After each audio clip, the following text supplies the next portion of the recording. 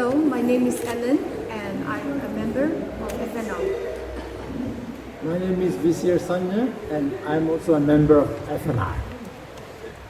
I'm Wati Iyer, member of Forum for Naga Reconciliation. We came up with a declaration. This was the decision of the Naga political groups, tribal hosts, and so it reads this way. August 23rd, 2025, Umma Village, Nagaland, preamble. Today, August 23rd, 2025, marks a winning day for the Naga people. A day etched into our collective memory as a testament of our resolve, unity, courage, and the enduring pursuit of a shared future. At the historic village of Umma, the House Center graciously hosted the meetings of the Council of Naga Cooperation and Relationship, Cncr, comprising representatives from the Naga tribe hosts, Naga political groups, and the Forum for Naga Reconciliation. The gathering was solemnly welcomed by the Umma Village Council and its vibrant citizenry, who declared a sacred Gina, Sungkam Shiva, the close of the village gate on August 22nd and 23rd, thereby signifying and affirming the village's sacred and communal commitment to this historic convergence. The state. The meeting convened under the Cncr was attended by representatives of the 16 Naga political groups, 34 tribal hoho from all Naga areas, and FNR. In continuity with the January 14, 2025 treaties, followed by affirmations and resolutions made throughout 2025, this assembly reiterates an earnest and unified call that all Naga political groups with a clear-cut support of tribe hohos will converge at a common ground to articulate and pursue a shared political vision on the basis of the Naga people's historical and political rights. This vision is not merely inherited, but it is continually affirmed through our collective memory, struggle, and aspiration. We declare that this convergence must be undertaken without preconditions, without the burden of rationalized narratives that fragment our society. The path toward the future must be unobstructed, one that is a tangible horizon shaped by the courage to reconcile, the wisdom to listen, and the will to act.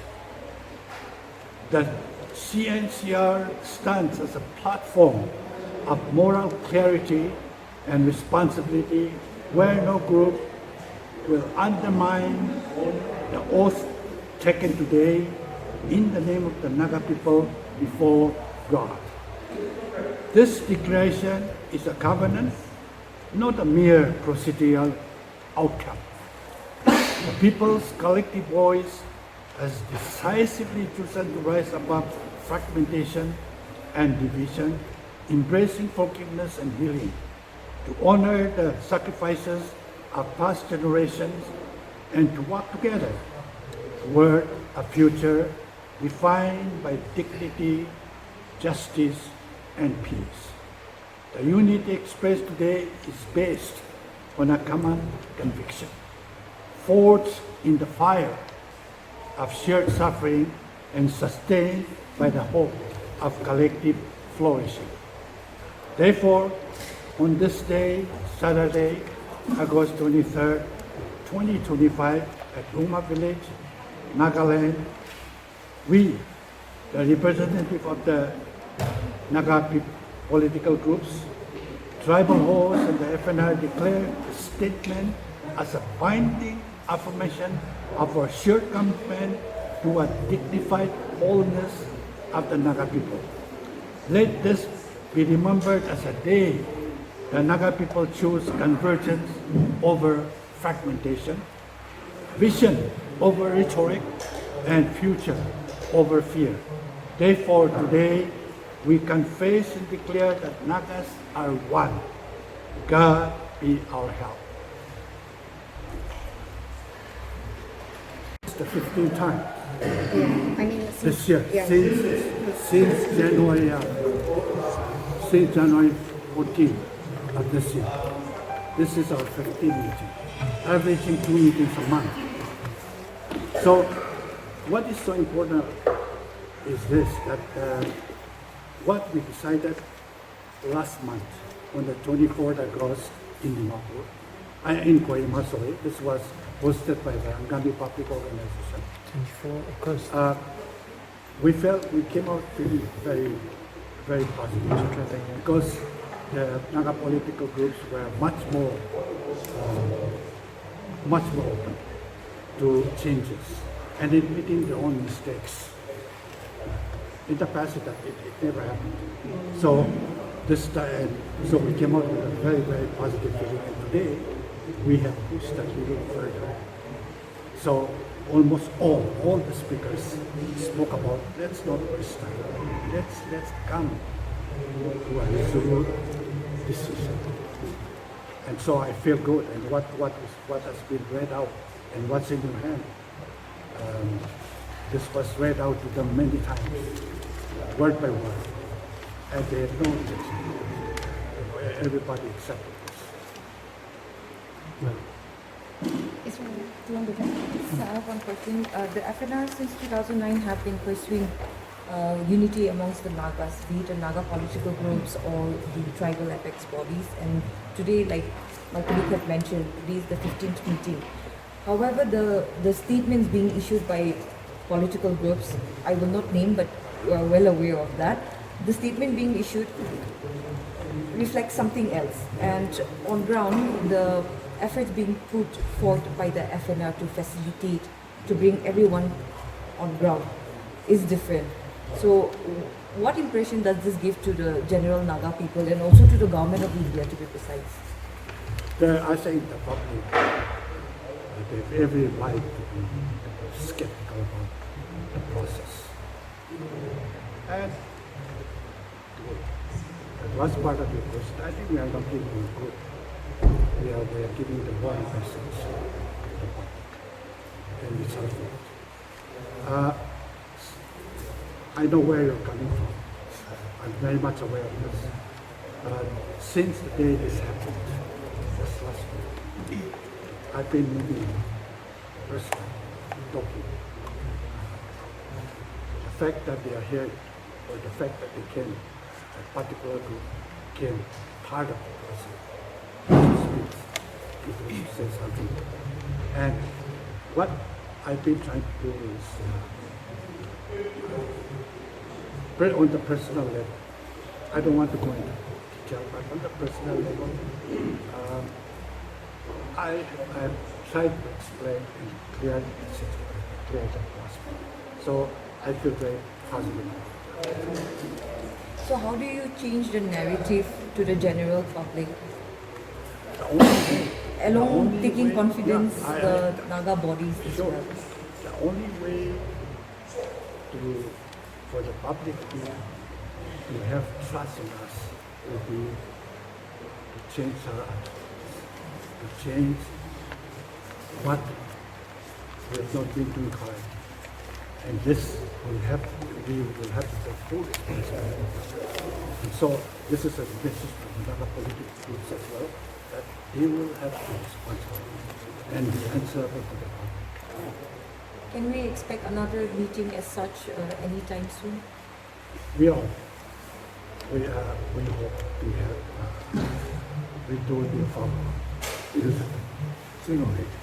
Okay, can I just add one more question?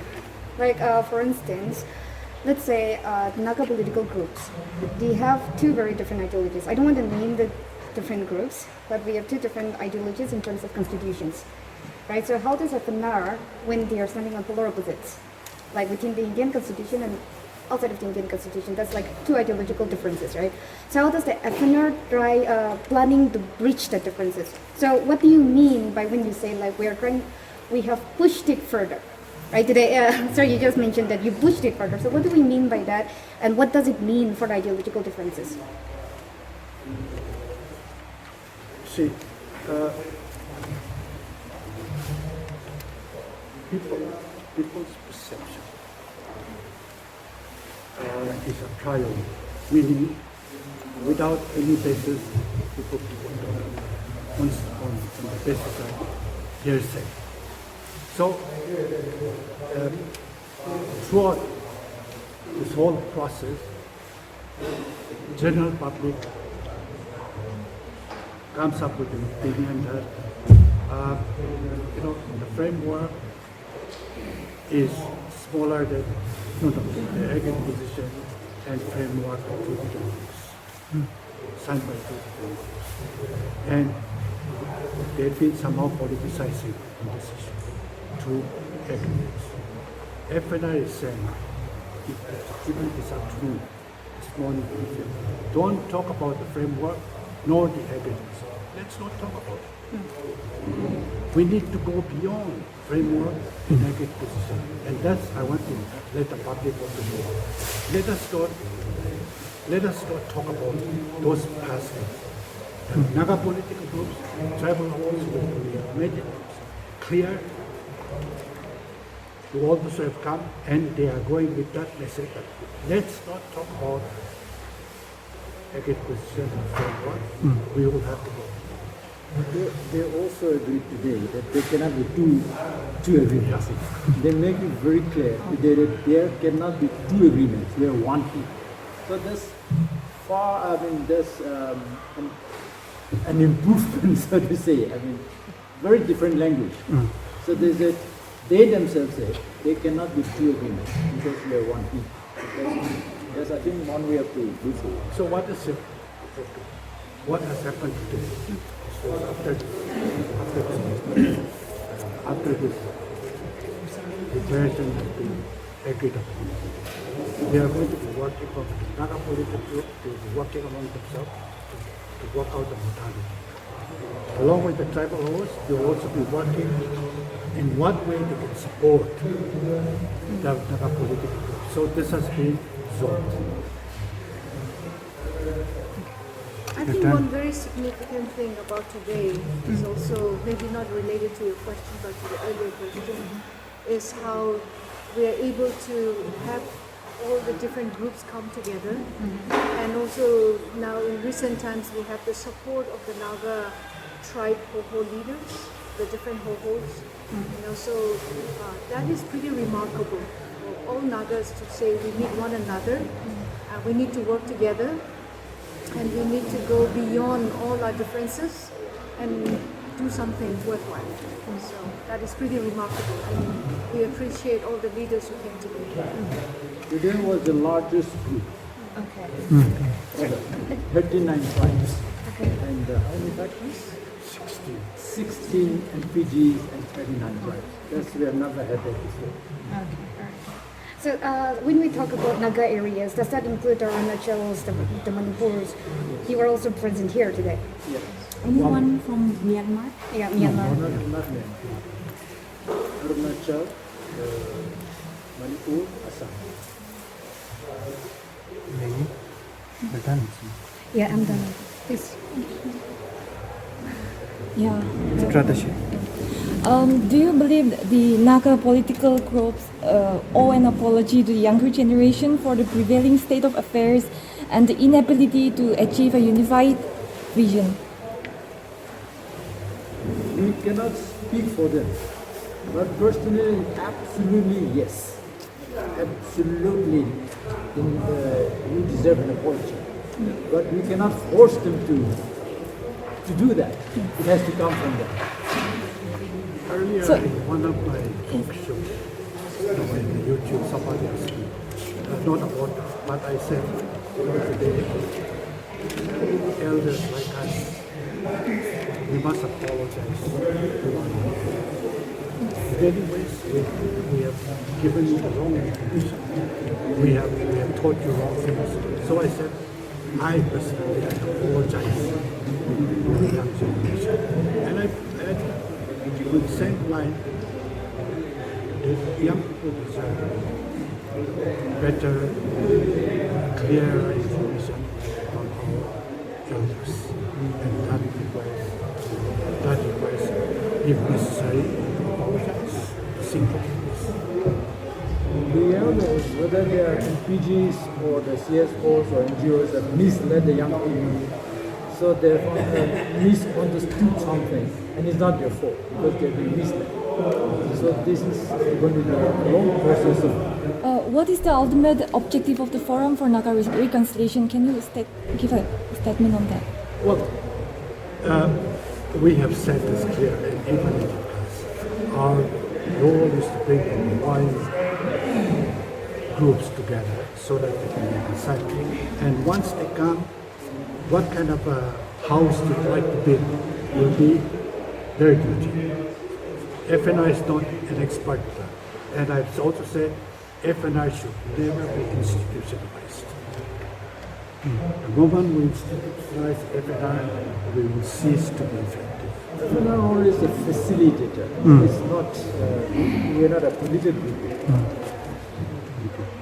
We can only bring facilitate. Hi, Yarden Jamir from Morong Express. I also have a question. The Nagaland Assembly had formed an oppositionless government stating that it's for the sake of an early solution. So in that case, since the last election, what tangible steps has the government actually taken or assisted the FNR for an early solution? But of course, it doesn't mean that we don't support one another. The government has its own way of doing things, but for the FNR, we have been consistent.